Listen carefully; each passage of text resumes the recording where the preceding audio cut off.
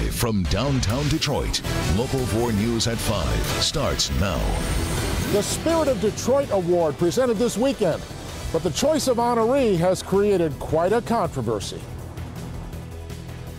Several communities were impacted by the water main break in Farmington Hills, but today, residents got some good news they've been waiting for. All right, Coco, but we begin at 5 with the weather. Some rain moving through tonight, shaping up for a very chilly Halloween forecast. We can safely say fall has arrived. In fact, today felt like winter was knocking on the door, didn't it? That's right. Now we're looking ahead to Halloween and hoping it's clear for the trick-or-treaters. Hi there, Ben. Well, hi, Kim. We're going to keep hoping, and we'll get to that in just a second. But 4 Live Radar's got plenty of showers on there, even though we're starting to see the sun peek out from the clouds in some locations, especially in our north zone right now. We've got a line of showers moving into St. Clair and Sanilac counties. More lightning strikes being picked up there just north of Cairo, heading into the Thumb. But so far, we've only had one down here closer to us. Still possible we could see it, although most of this is going to be just light shower activity. Wind gusts still over 30 miles an hour, at least at Pontiac. The rest of the area is starting to calm down with those gusts. Thank goodness. Still going to be breezy at times tonight. Temperatures are going to slide into the 30s even before we get to midnight. And that means some of those scattered showers that linger overnight will transition to light snow. We'll discuss that and, of course, your Halloween forecast coming up. Devin? After an investigation that has gone on for months, today the first indictments came down in the Russia investigation. 2 former Trump campaign aides, Paul Manafort and Rick Gates, each face a dozen charges. Add to that a former advisor pleading guilty to lying about his meetings with Russians while working for the campaign. Blaine Alexander is at the federal courthouse in Washington, where Manafort and Gates had their first hearings today. Blaine? Well, Devin, this is the 31-page indictment. Inside 12 charges. Today, both men pleaded not guilty to those charges. Now, there's no specific mention of President Trump or his campaign, but this represents a major step in the Russia investigation. Former Trump campaign manager Paul Manafort and his deputy Rick Gates pleading not guilty to charges in special counsel Robert Mueller's investigation into Russian election interference. We are also learning former campaign advisor George Papadopoulos secretly pleaded guilty earlier this month to lying to the FBI. The plea agreement says he was communicating with a Kremlin-connected Russian who promised dirt on Hillary Clinton, then lied about it all to the FBI. He's not been indicted. He's actually pleading guilty, which may be the first sign that Bob Mueller has a cooperating witness in this entire case. The White House distancing the administration from Papadopoulos. He was a volunteer member of an advisory council that literally met one time. Manafort and Gates are accused of lobbying for pro-Russian Ukrainians and not paying taxes on tens of millions of dollars. They're facing 12 charges, including conspiracy against the United States, conspiracy to launder money, and making false and misleading statements. The indictment makes no mention of President Trump or Russian meddling in the election. Well, I think you all saw today that President Donald Trump was correct. There is no evidence that Mr. Manafort or the Trump campaign colluded with the Russian government. There's been no evidence of Trump-Russia collusion, and nothing in the indictment today changes that at all. On Twitter, the president emphatically repeating there was no collusion, saying about his former campaign manager it was years ago, before Manafort was part of the campaign. But his same Twitter account showing a March 2016 picture of then candidate Trump sitting with Papadopoulos during a campaign season briefing. And if convicted, Manafort and Gates could face serious prison time. Money laundering alone could bring up to 20 years in prison. In Washington, Blaine Alexander, Local 4. Yeah, all right, Blaine. Now, also today, a federal court in Washington blocked President Trump's proposed exclusion of transgender people from military service. Trump administration can now choose to appeal the block before the U.S. Court of Appeals, but no announcement has yet been made. The Detroit Health Department is investigating 2 separate cases of hepatitis A. The first case is in connection with a Detroit resident who works at Firewater Bar and Grill located on East Milwaukee. Second case involves another Detroiter who works as a crew member at Little Caesars Pizza on Finkel. The Health Department is conducting a thorough investigation of both places to ensure protocols are being followed. Both employees have stopped working since the diagnosis was confirmed. Well, it's finally over. After nearly a week without drinkable water, all boil water advisories have been lifted in Oakland County. That comes after the second set of tests came back. They were all clear. Coco McAvoy in Farmington Hills, his residents got the news they'd been waiting to hear. Coco? More than 300,000 Oakland County residents were affected by the water main break.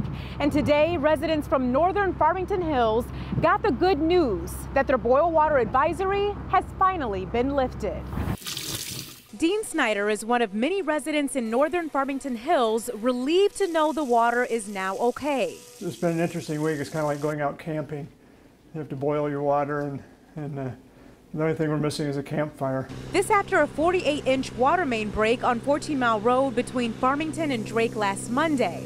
It caused a loss of water pressure and a headache for thousands of people. The whole neighborhood, it's kind of a chain of comments back and forth like, did you hear anything new, or did you hear anything new? Snyder had to make some adjustments. Boiling a lot of water so we have plenty on hand for food and washing down the vegetables and fruits. That boiled water went into several jugs. It makes it a lot easier when it comes around to dinner time. Though sometimes the water problem slipped his mind. In the middle of the night you might get up, get your glass of water and pour it out of the spigot instead of pouring it out of the bottle, just because you forget. Now the boil water advisory in all 12 affected communities has been lifted. I think Oakland County has done a very good job of keeping everybody informed about when this was going to be lifted or the progress of the construction, and kudos to them. Snyder says it was a week of inconvenience, but he stayed optimistic because it could have been much worse. That's the best approach to it, is just make do and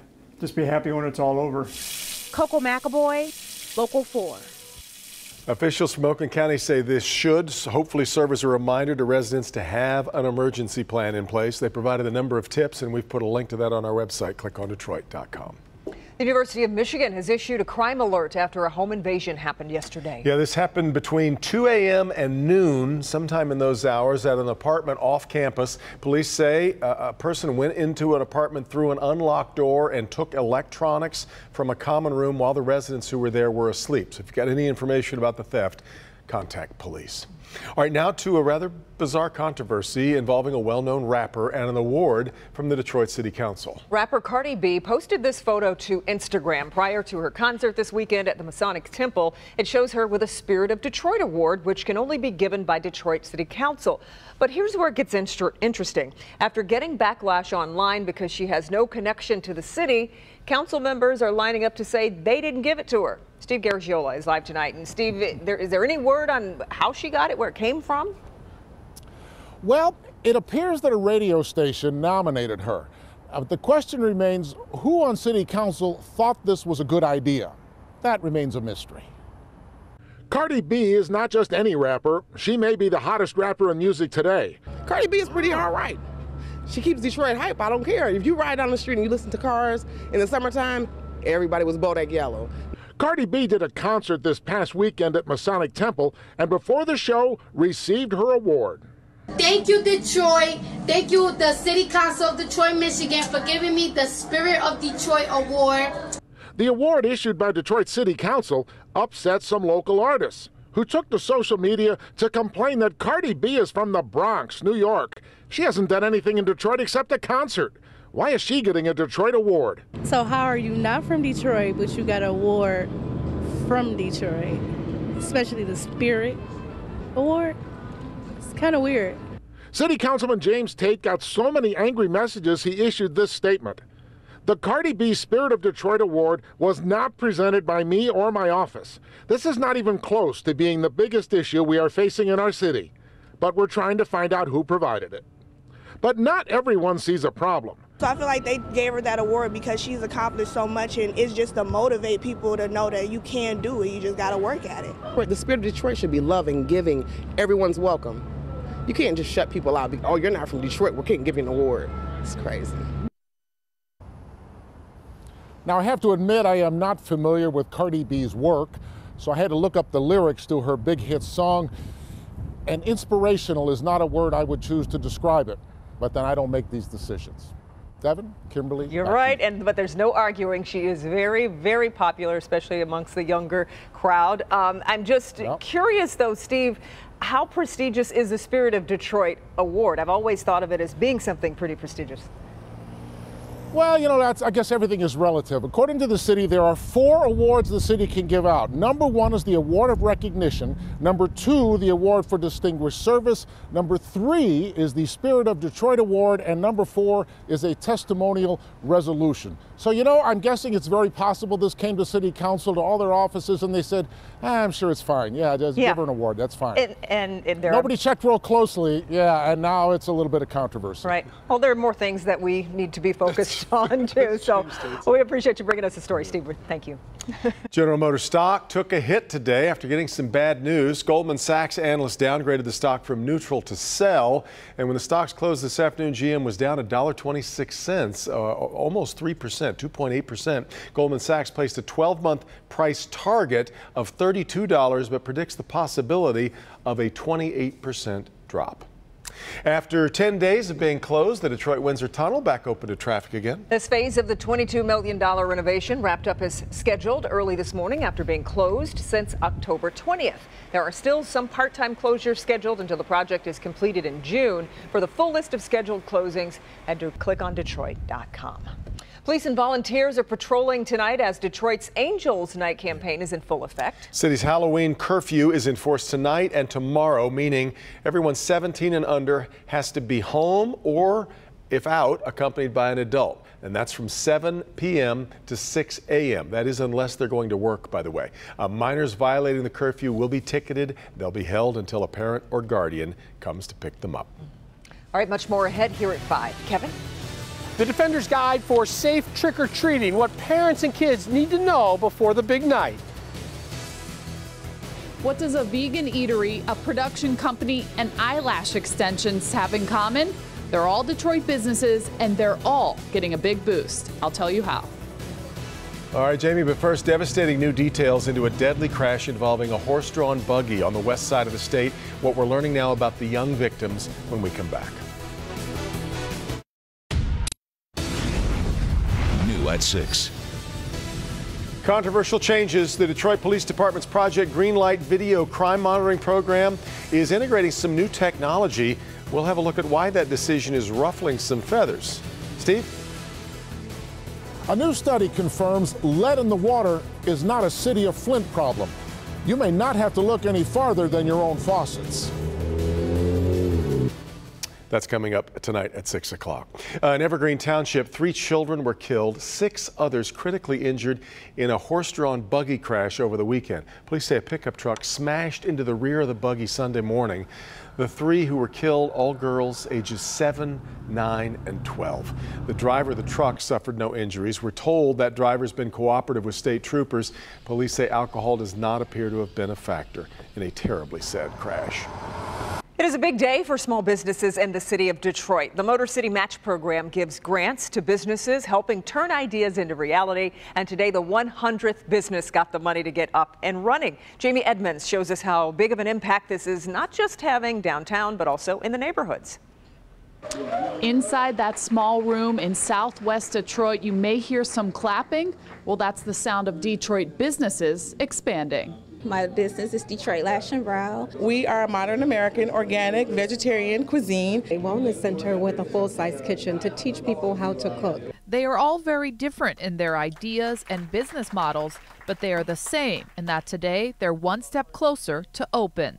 I really didn't have the means to start a business, so the first one got going, and this is definitely what I needed to get the second one rolling. These 13 entrepreneurs received grants to help their businesses become a reality. It's all through Motor City Match, a partnership between the city and the Detroit Economic Growth Corporation. Awarded $4.4 million in cash awards, and that's leveraged a total of almost $30 million all across the city, but primarily in neighborhoods. The money comes from federal grants and donations, and in 2 years, the program has given out 100 matching grants, counting those today, to small businesses. 86% of those are in neighborhoods outside of downtown and midtown, and 88% are minority owned. I think it's amazing. It's a way to bring back businesses into the city of Detroit. So whether you start up a vegan eatery or a production company, the city is pulling for your success. So it's been a winding road, and we're so excited today. So this was the Round 9 Awards. They've been doing this for some time now, and 30 businesses so far are up and running in Detroit neighborhoods. They gave me a handout. It really runs the gamut from art gallery, Mexican food, real estate investment, floor and carpet cleaning business. Now there is a real estate aspect to this. They want to fill up empty spaces as well. So it's not that you just have an idea. If you have a space to fill with a business, you can also contact Motor City Match. Back to you. And speaking of contacting Motor City Match, Jamie, how do people apply for this or get more information?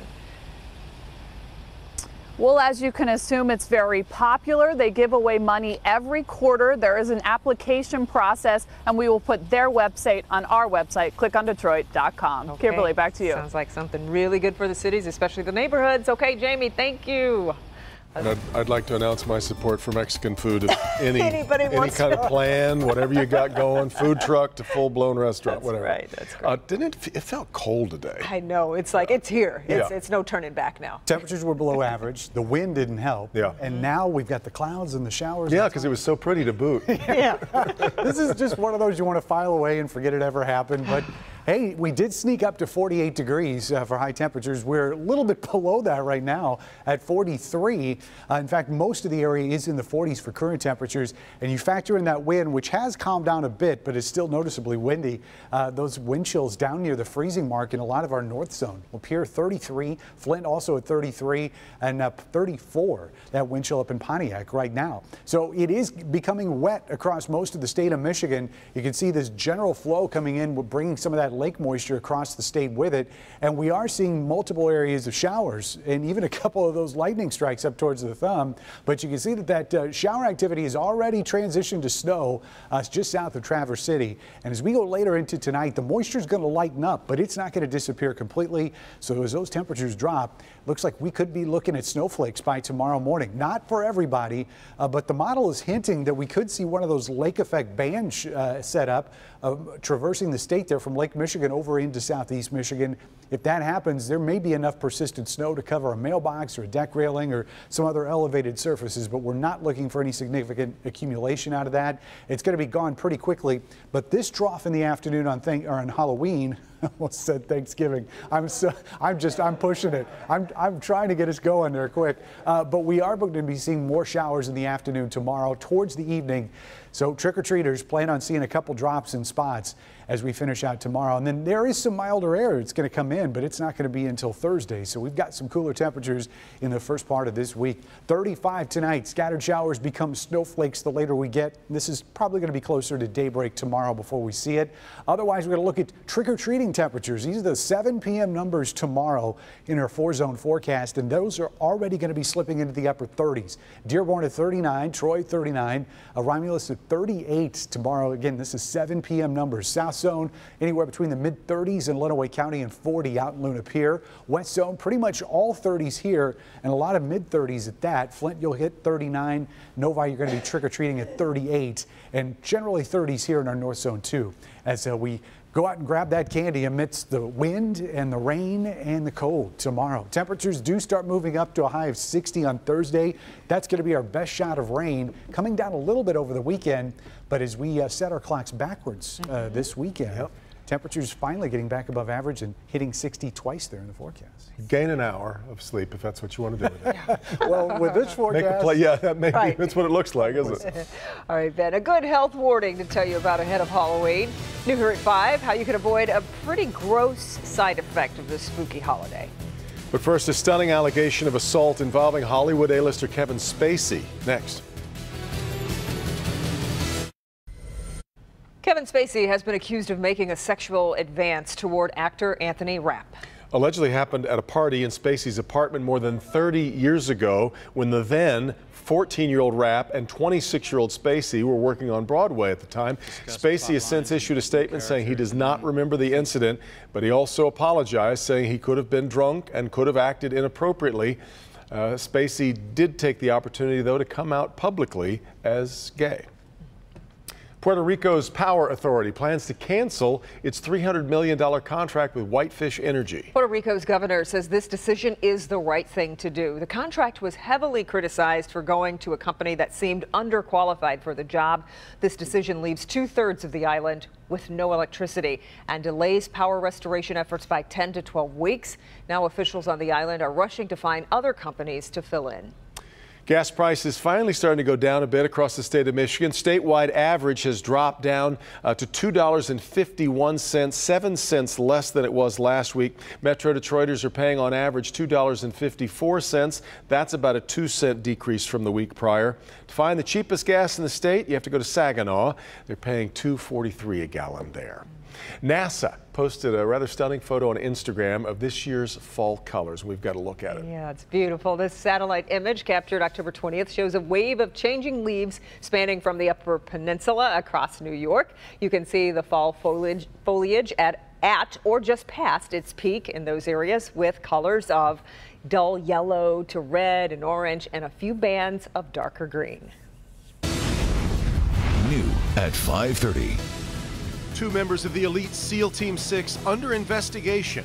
Why the military believes the death of this decorated Green Beret was no accident. Looking for a job this winter? I'll show you what it's like to be a salt truck driver. It could just be the perfect job for you. From speeding cars to sex offenders in the neighborhood to unsafe candy, Halloween can be a very scary time. The Defenders give you the safety checklist you need to look at before your kids hit the neighborhoods. It's Halloween. With the Halloween holiday upon us, the local 4 Defenders have 2 very important warnings, and one of them could help prevent your child from an accidental overdose. With the popularity of marijuana edibles, local health officials want parents to be on alert. While adults take these, they can be extremely dangerous for children. We bring in Defender Kevin Dietz, who's live with more, and that's just one thing that we need to be watching for Halloween. Kevin? Yeah, that's right. This time tomorrow, the kids will start trick-or-treating, and we all want them to have fun, but we also want them to be safe. So tonight is the time to go through your safety checklist. Halloween is supposed to be scary, but scary fun, not scary dangerous. Back in the day, parents checked candy for razor blades. Today, law enforcement says you should scan for edible marijuana. Many edibles are made to look like candy, and while it's unlikely someone would intentionally give your child pot, mistakes happen and kids have been hospitalized. I observe things very, very closely to look for anything that's unusual about the wrapping, if it is wrapped, or to see if, in fact, it has been tampered with. Wayne County Sheriff Benny Napoleon says check all the candy. If it's loose or looks suspicious, get rid of it. And he says there's something else you should check: the state sex offender registry. Especially if you're going to have your kids running around trick-or-treating or just playing, you need to know who's residing in your community who could potentially be dangerous. We punched in the address of a local school, and 6 sex offenders popped up nearby. Right next to homes decorated for Halloween are homes where sex offenders live. We asked Sally Schultz if she knew. She did. Oh yeah, I have a few up here on my street. She doesn't let her grandkids go to those houses, and she puts return address stickers on the candy she passes out, so parents know her candy is safe. Schultz loves Halloween and lets her grandkids participate, but only under her watchful eye. I make sure they stay in groups. There's always an adult with them, or 3 or 4, and I tell them which houses not to go to. And one of the most dangerous things that happens on Halloween is the kids get excited leaving one house and they dart across the street to another house to get more candy. Sheriff Napoleon saying people driving in the neighborhoods tomorrow night need to really slow down, keep your eyes on the road, put down the cell phones, no texting, no distracted driving. And kids, you need to stay in groups like she said, and you need to have a parent close by.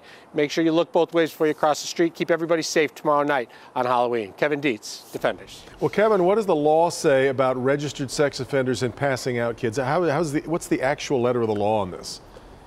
Yeah, they can't do it. They can't be near kids. And so if you look up on your computer and you see where the sex offenders are in your neighborhood and you notice that someone is passing out candy at that house, you definitely want to let the police know. That would be a violation, and they could certainly get in trouble for it, and you don't want to take that chance. All right, Kevin. Karen? Well, speaking of Halloween, I'm with Ben now. We're talking about that forecast, and you just might need to add an umbrella to the costume tomorrow. Could be, could be. Are your girls excited? Ready to go? So excited. They really are. Well, I'll tell you, the later you go, I think the better things are going to be as far as the rain goes. Unfortunately, that's when the colder temperatures are going to be as well. So pick your poison tomorrow. This is your freaky forecast as we look at sunset, which is going to be just before 6:30. Starting at 5 o'clock, we're still going to have some scattered showers around, at least for the first part of Halloween, probably until about 7 p.m. That's when we'll see those all completely dry out. But these are going to be scattered. They're not going to affect everybody. Temperatures starting in the 40s and then falling into the 30s. But even with some winds, that'll be a little bit lighter than today, but still out there. Our wind chills are going to be anywhere from freezing to just above for Halloween. So definitely some things to watch out for as you head out for candy, and take us with you when you go. The Local Forecasters app will be updating our Halloween forecast all day long by posting special videos every half hour to make sure you are good to go before you head out the door. All right, Ben, now let's get to good health. And with Halloween tomorrow, a lot of us may still be in the hunt for the perfect costume. Yes, but health officials are actually handing out a warning tonight. A word of caution, especially to those kids trying on multiple costumes.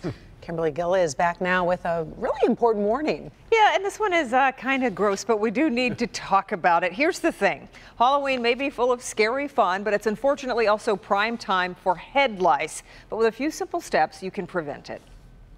Ghosts, goblins, and ghouls may be out in full force this Halloween, but another menace that might join them: lice. According to the Lice Clinics of America, Halloween can be a peak season for lice as kids share hats, masks, or headbands. They're spread easier head-to-head, person-to-person contact, but they can be spread by hairbrushes and, you know, anything that you put on your head, like hats and hair bands and things like that. Stores like Goodwill say its policy is to check all merchandise for cleanliness to ensure it's not dirty or soiled. I haven't seen an issue with it yet. Most of our things come in packages, so it's all pretty kept safe. We'll mention something depending on what it is. We'll just let them know, you know, this has been tried on, most likely, just a precaution for you. But there is a solution should you or your child happen to catch the tiny critters. They can bring that costume home and put it in a plastic bag for about a week or two, just to give that a chance to clear out. Or if it's dryer safe, they can put it on a high heat dryer for 45 minutes also. And things to keep an eye out for at the store. If costumes come in a bag, that would be preferable, an unopened bag. Then you know that no one has tried it on ahead of time. And lice tends to peak around Halloween as kids swap hats, headbands, and masks. So it's just something to be It is. I really didn't think of it. Yeah, you think about it, vacations and stuff like that. Kids bringing it back, but my little one has a hat. Now I'm wondering how many people tried that hat on before. Ooh. Yep, just be careful. All right, thanks, Kim. Well, cleanup has begun after hurricane force winds tore through parts of Rhode Island and Massachusetts last night. You can see the huge tree limbs that were knocked down in the winds that gusted up to 80 miles an hour. The storm left around 150,000 people without power, and several schools closed for the day. Thankfully, winds are expected to die down throughout the day today, leading to a clear but chilly Halloween tomorrow. The Trump administration has said they are deploying strategic assets around Eastern Asia, but no one has clarified what exactly that means. Defense Secretary James Mattis has been just as vague, saying only that the assets are global in their position and reach. This comes after the U.S., South Korea, and Japan met to urge North Korea to stop their reckless weapons development. President Trump will be in the region this weekend, with stops coming up in Tokyo, Seoul, Beijing, Vietnam, and Manila in the Philippines. Navy criminal authorities have taken over the investigation where an Army Green Beret was strangled to death. Military officials say no one has been charged, but 2 Navy SEALs are possible suspects. Staff Sergeant Logan Melgar was found dead in June in the embassy housing he shared with several other Special Operations Forces during an assignment in Mali. Agents from the Army's Criminal Investigation Command spent months on the case before handing it off to the Naval Criminal Investigative Service last month. A 34-year-old woman was shot and killed in an apparent hunting accident on the first day of hunting in Maine. Karen Rensel owned 16 acres of land, all of which were heavily wooded area. She's known to love the outdoors, often searches for rocks on her property, and that's exactly what she was doing Saturday morning when a 38-year-old man and his father shot and killed her while out deer hunting. Police continue to investigate how it happened. Beware of what you overshare on social media. Apple has reportedly fired one of its engineers after that engineer's daughter posted a video of the iPhone X before the official launch date. How'd you like that conversation at home? The YouTube video was shot on the Apple campus back in September when the young woman met her father for lunch. In a follow-up video, the daughter says her father was fired for breaking Apple's strict policy that bans filming on its campus. Apple thus far has not issued a response. Well, it is hard to even think about, but before we know it, we will be dealing with this out on our roads. And this year, the Road Commission of Oakland County is putting out the call for plow drivers. Our Kim DeGiulio got to take a test drive to see if she has what it takes to get behind the wheel. This fancy truck saves us in the winter when those big Michigan snowstorms hit. Clay Moten knows the machine like the back of his hand. He's been driving these trucks for the past 17 years. Snow removal is my thing. I like it. Clay showed me what it takes to drive one. You gotta watch this and work all these buttons where you're driving this truck. It's harder than it looks, but it was fun. This is like a video game or something. It's a tough job with demanding hours, but Clay takes pride in what he does, knowing that he's making the roads safer for Michigan drivers. Plow truck drivers can work up to 16-hour shifts and need to be ready to get on the road at all times. We gotta be ready, just like a firefighter in a sense. The job also entails other road maintenance duties. If it's not snowing, they're gonna be pothole patching and flagging. New drivers could expect to work between 24 and 40 hours a week and make up to $20 an hour. You gotta watch your mirror and move it down. That's a lot driving these salt trucks. While my plow truck experience was fun and educational, I think it's best that I stick to this reporting thing. So what did you think? Good job. Thank you. So if you still think you've got what it takes to drive one of these trucks, you can find an application by visiting clickondetroit.com. Reporting here in Waterford, I'm Kim DeGiulio, Local 4. That's a tough job. No doubt about it. In brutal hours. I know. Yeah. Well, this Christmas could put an even bigger dent in your pocketbook. Yeah, new tonight, why it's going to cost more when it comes to getting a Christmas tree. Hank? And Devin, Karen, more people here in Detroit renting instead of buying, and with more big buildings going up downtown, that number will rise. But are your possessions protected? We'll reveal the one thing all renters should do. But first, a tragedy at what was supposed to be a fun Halloween. What caused a man dressed as Santa to pull out a gun and open fire? That's next. On New at 6. A Canadian resident ordered back to Metro Detroit to pay the price for flooding southeast Michigan with dangerous pills. The story is coming up. Also, it really can't be argued. Discrimination has an insidious effect on the lives of minorities, but new research is shedding light on what some are calling the unspoken impact of racism.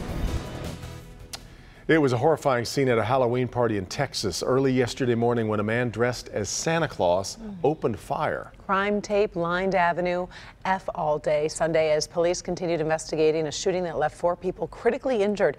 It happened about 6 in the morning at a Halloween house party, and the shooter was an invited guest. He's always been very cordial to us. He's always been very stable to us. I don't want to be like that person say, oh, I didn't see it coming, but you know, he, like I said, he never showed any signs to me. Police say when they got there, they found the shooter still dressed as Santa Claus at another location just down the block from where it all happened. 2 of the victims suffer critical life-threatening injuries. Police have not said what charges the shooter will face. So we watch the millennial generation moving into living on their own and owning and renting homes. A lot more people are renting instead of buying a home these days. But many are forgetting to do one important thing that could really protect their possessions and save them thousands.